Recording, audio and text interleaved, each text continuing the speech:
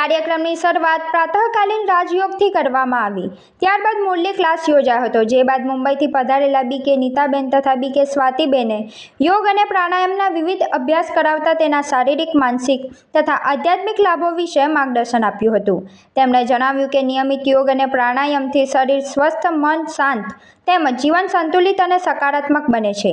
કાર્યક્રમ દરમિયાન ઉપસ્થિત ભાઈ બહેનોએ વિવિધ યોગાસનો અને પ્રાણાયામનો અભ્યાસ કરીને સ્વાસ્થ્યપ્રદ જીવનશૈલી અપનાવવાનો સંકલ્પ કર્યો। સૌએ આ વિશેષ કાર્યક્રમની પ્રશંસા કરતા તેને અત્યંત લાભદાયી અને પ્રેરણાદાયક ગણાવ્યો હતો।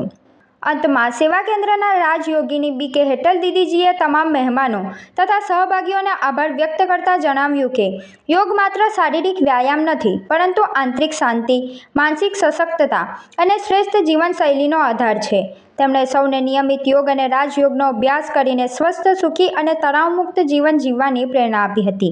આ પ્રસંગે ઉપસ્થિત તમામ ભાઈ બહેનોએ વિશ્વ કલ્યાણ અને માનવજાતિના ઉજ્જવળ ભવિષ્ય માટે શુભ संकल्पों પણ કર્યા હતા।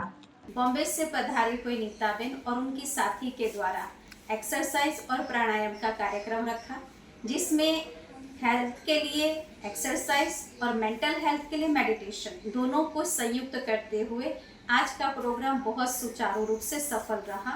ओम शांति। जिसमें 150 के करीब भाई बहनों ने भाग लिया और अपने स्वास्थ्य की जानकारी प्राप्त करते हुए बहुत खुशी से इस प्रोग्राम को संपन्न किया।